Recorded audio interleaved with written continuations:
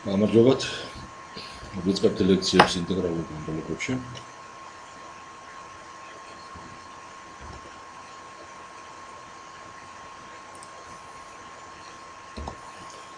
დღევანდელი ლექსიის გეგმა არის შემდეგი. თავდაპირველად მოვხსენებთ ინტეგრალური განტოლებების მნიშვნელობაზე. შემდეგ მოვახდენთ ინტეგრალური განტოლებების კლასიფიკაციას. გამიხილავთ ორ ამოცანას, რომლებიც დაეყონება ინტეგრალურ განტოლებებზე. მოვიგონებთ ველორის სივრცის თვისებებს, ფუნქციათა ორთონორმირებულ სისტემებს და ბოლოს შევაჯამებთ ჩვენს დღევანდელ ლექციას. საბუნებისმეტყველო მეცნიერებათა ამოცანები დაეყენებიან ინტეგრალურ განტოლებებზე, ანუ ისეთ განტოლებებზე, რომელშიც საძებნო ფუნქცია არის ინტეგრალის ნიშნის ქვეშ. ამასთანავე საბუნებისმეტყველო მეცნიერებათა მრავალი ამოცანა ჯერ დაიყვანება დიფერენციალურ განტოლებებზე, ხოლო კვლევის გარკვეული მეთოდების გამოყენებით ეს განტოლებები მიიყვანება ინტეგრალურ განტოლებებზე. ამდენად ძალიან მნიშვნელოვანია ინტეგრალურ განტოლებათა თეორიის ცოდნა, რადგან საბუნებისმეტყველო მეცნიერების მრავალი ამოცანა ამ განტოლებებზე გამოიყენება. ინტეგრალური განტოლებების თეორიის შექმნაში უდიდესი წვლილი შეიტანეს ფრედჰოლმმა, შვედმა მეცნიერმა და იტალიელმა მეცნიერმა ვოლტერამ. ასევე მნიშვნელოვანია ქართველი მეცნიერების, იგო მუსხელიშვილის, ილია ვეკუას და ვიქტორ კუპრაძის მიღებული სამეცნიერო შედეგები, ეგრეთ წოდებული სინგულარული ინტეგრალური განტოლებათა თეორიაში. ამასთანავე ამ სამ ქართველი მეცნიერისა მათი მოწაფეებისა და მიმდევრების შრომებში სინგულარული ინტეგრალური განტოლებათა თეორიამ სრულყოფილი სახე მიიღო და ამ თეორიას დიდი გამოყენება აქვს დრეგადების მათემატიკური თეორიის ამოცანების განყოფილებაში. მოკლედ მოვახსენებთ ლიტერატურის შესახებ. ინტეგრალური განტოლებების ლექციების კურსი მომზადებულია და ის განთავსდება აღნიშნულში. ქართულ ენაზე გვაქვს წიგნი თემის გეგელია, ინტეგრალური და ფუნქციონალური განტოლებები. რუსულ ენაზე არის მიხლინის წიგნი, ლექციები წვიმ ინტეგრალურ განტოლებებში და ყურანთ ჰილბერტის წიგნი, მათემატიკური ფიზიკის მეთოდები. ამ წიგნის მესამე თავი ეძღვნება წვიმ ინტეგრალურ განტოლებათა თეორიას. ეს წიგნი არის აგრეთვე ინგლისურ ენაზე, რომელშიც მესამე თავში გადმოცემულია ინტეგრალურ განტოლებათა თეორია. მოვიყენოთ ინტეგრალური განტოლების განმარტება. ინტეგრალური განტოლება ეწოდება ისეთ ფუნქციურ განტოლებას, რომელშიც საძიებელი ფუნქცია ინტეგრალის ნიშნის ქვეშ არის. ასეთი განტოლება ჩაეწერება ფრენკლის სახით. f, რომელიც დამოკიდებულია x ცვალზე, φ საძებნო ფუნქციაზე და ინტეგრალი ალფა x-დან ბეტა x-მდე m x y φ y d y უდრის ნულს. ყურადღება მივაქციოთ, რომ აქ ინტეგრალი გვაქვს, რომლის ინტეგრალ ქვეშ ფუნქციაშიც მონაწილეობს φ საძებნო ფუნქცია. ალფა x ბეტა x m მოწმული ფუნქციები არის. ყურადღება მივაქციოთ ფორმულების ნუმერაციას. მაგალითად, ეს ფორმულა არის 2-1. პირველი რიცხვი ნიშნავს თემის ნომერს, ხოლო მეორე ამ თემაში ფორმულის ნომერს.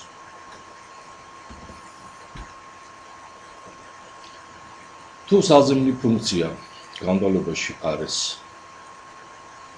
წრფივად, პირველ ხარისში, მაშინ ინტეგრალურ განტოლებას უწოდებენ წრფივ ინტეგრალურ განტოლებას და მას აქვს 2 სახე.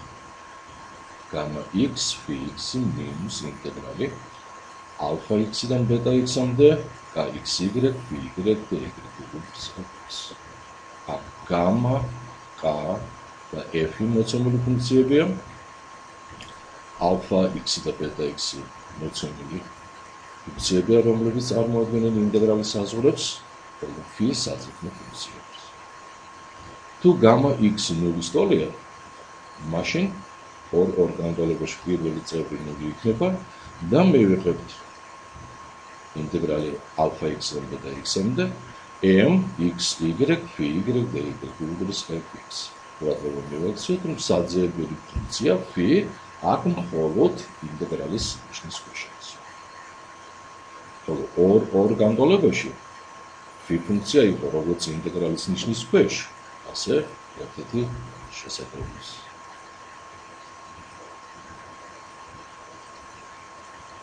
ეხლა თუ f ფუნქცია არის ნულის ტოლი, ანუ 2 და 2-3 განტოლების მარჯვენა მხარეში მოცემული ფუნქცია ნულია, მაშინ ინტეგრალურ განტოლებას ეწოდება ერთგვაროვანი. წინააღმდეგ შემთხვევაში, ანუ როცა fx არ არის ნულის ტოლი, მაშინ განტოლებას ეწოდება არა ერთგვაროვანი. თქვათ alpha x არის a, რაღაც მოცემული რიცხვი, ხოლო beta x არის b, მოცემული რიცხვი, ან x ზვადი. a და b ნამდვილი რიცხვებია, სადაც a ნაკლებია ეს. 2-4 სახის განტოლებას უწოდებენ რადგონის მეორე გვარის ინტეგრალურ განტოლებას. თქვით, φx უდრის alpha ინტეგრალი a-დან b-მდე kxy py dy უდრის fx. აქ ლამდა რაც გარკვეული პროგრესული ცვლილს. რადგონის პირველი გვარის ინტეგრალური განტოლება ეწოდება შემდეგი სახის განტოლებას. ინტეგრალი a-დან b-მდე kxy py dy უდრის fx. ვოლტერას მეორე გვარის ინტეგრალური განტოლება ეწოდება შემდეგ განტოლებას φx minus lambda ინტეგრალი a-დან x-მდე kxy py dy უდრის fx. უბრალოდ მივაქციოთ, რომ ამ განტოლებაში ინტეგრალის ზედა საზღვარი არის სრულად x არის. ხოლო ვოლტერას პირველი გვარის ინტეგრალური განტოლება არის შემდეგი სახის ინტეგრალი a-დან x-მდე kxy py dy უდრის fx. აქაც ზედა საზღვარი ინტეგრალს აქვს სრულად. ამ განტოლებებში f ნამდვილი ცვლადის კომპლექსური ფუნქცია. იგი განსაზღვრულია აბელს. kxy-ც ნამდვილი ცვლადების კომპლექსური ფუნქცია. და kxy-ს უწოდებენ ინტეგრალური განტოლების ჯგუფს. ლამდა კომპლექსური პარამეტრია, ხოლო φ საძიებული კომპლექსური ფუნქციაა. ლამდა პარამეტრი საშუალებას გვაძლევს, რომ ავადოთ ინტეგრალურ განტოლებათა წყობრივი თეორია. და მოვიყვანოთ ვოლტერას გულის განმარტება. kxy ფუნქციას ეწოდება ვოლტერას გული, თუ kxy უდრის ნულს, როცა x ნაკლებია x. ანუ ვოლტერას გულში, როცა პირველი ცვლადი ნაკლებია მეორეზე, მაშინ ეს ფუნქცია ნულის ტოლია. და გვაქვს ასეთი საინტერესო თეორემა. თუ kxy ვოლტერას გულია, მაშინ 2-4 ინტეგრალური განტოლება გადაიქცება 2-6 განტოლებად. ანუ თუ ინტეგრალური განტოლების გული არის ვოლტერასი, მაშინ რადგონის მეორე გვარის ინტეგრალური განტოლება გადაიქცება ვოლტერას პირველი გვარის ინტეგრალური განტოლებად. განმტკიცება ძალიან მარტივია. განვიხილოთ რადგონის მეორე გვარის ინტეგრალურ განტოლებაში ნაწილი ინტეგრალი a-დან b-მდე kxy py dy. ეს ინტეგრალი გადავწეროთ ორი ინტეგრალის ჯამის სახით. ინტეგრალი a-დან x-მდე kxy py dy პლუს ინტეგრალი x-დან b-მდე kxy py dy. მეორე ინტეგრალში რადგან ინტეგრალის საზღვრებია x-დან b-მდე და k ვოლტერას სულია, ამიტომ y მეტი არის x-ზე და k-ც იქნება ნულისგან. ესე იგი, ეს ინტეგრალი ნული არის. ამ შესაბამისად, დაგვრჩება მხოლოდ პირველი ინტეგრალი a-დან x-მდე x y b. ამ შესაბამისად, ინტეგრალი a-დან b-მდე x y y ტოლია ინტეგრალი a-დან x-მდე x y b. ანუ პრობლემის მეორე გვარის ინტეგრალური განტოლება მიიღებს ვოლტერას მეორე გვარის ინტეგრალური განტოლების სახელს. აქედან დასკვნა, რომ ყველა ის თეორემა დებულება შედეგი, რომელიც პრობლემის მეორე გვარის ინტეგრალური განტოლებისათვის გვაქვს, აგრეთვე სამართლიანია ვოლტერას ინტეგრალური განტოლებისათვის და არა პირველი.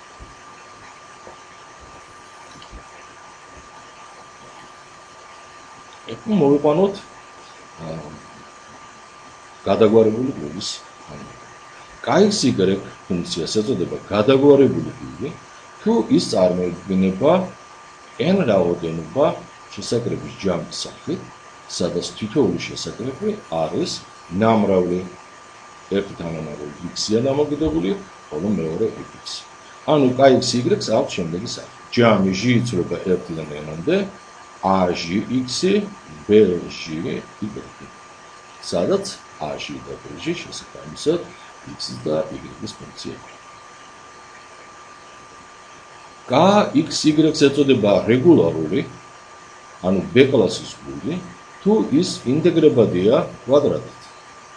ანუ ინტეგრალი ომეგა-m-ზე, ორი ინტეგრალი გვაქვს. და ინტეგრალ ქვეშ არის KXY-ის კვადრატი. x და y, ეს არის b კვადრატი და არის ნაკლები გულსასრულს. აქ ომეგა m არის ეგვლიდეს m განზომილებიანი სივრცის რაიმე m. ხოლო m არის 1/3 და ასე შემდეგ. ახლა რეგულარული გულის კერძო შემთხვევა. KXY უწყვეტია. აი ამ ომეგა m-ის ჩაკეტვა, ომეგა m-ის ჩაკეტვას. ეწოდება უწყვეტი. შეიძლება იყოს KXY-ის შემოსაზღვრული იგივე არის. შენ მას შემოსაზღვრული გულის უწევთ. A კლასის გული აკმაყოფილებს ასეთ პირობას. ინტეგრალი ომეგა m-ზე KXY-ის კვადრატიდან dy. ეს ინტეგრალი საზოგადოდ x-ის ფუნქცია არის. და ის თუ ნაკლებია r-ზე ნებისმიერ x-ისათვის ომეგა m-დან, მაშინ ასეთ გულს A კლასის გულს უწევთ. და ბოლოს მოვიყვანოთ კვაზირეგულარული გულის განმარტება. KXY-ს ეწოდება კვაზირეგულარული გული, ანუ მას ხშირად პოლარული გულს უწოდებენ, თუ KXY არის წილადი XY შეფარდებული x-y ხარისხით. სადაც x-y ეს არის მანძილი x-სა და y-ს შორის. p არის 0-სა და m შორის მოხსენებული ნებისმიერი რიცხვი. k1xy კი მოდულით რაღაც მოდულზე ნაკლები არის. ყურადღება მივაქციოთ, რომ p აუცილებლად უნდა იყოს განზომილებაზე ნაკლები. m ხომ არის ომეგა m-ის განზომილება. სივრცის განზომილება არის და სივრცის განზომილებაზე ნაკლები. და ამას დაგიგეთ.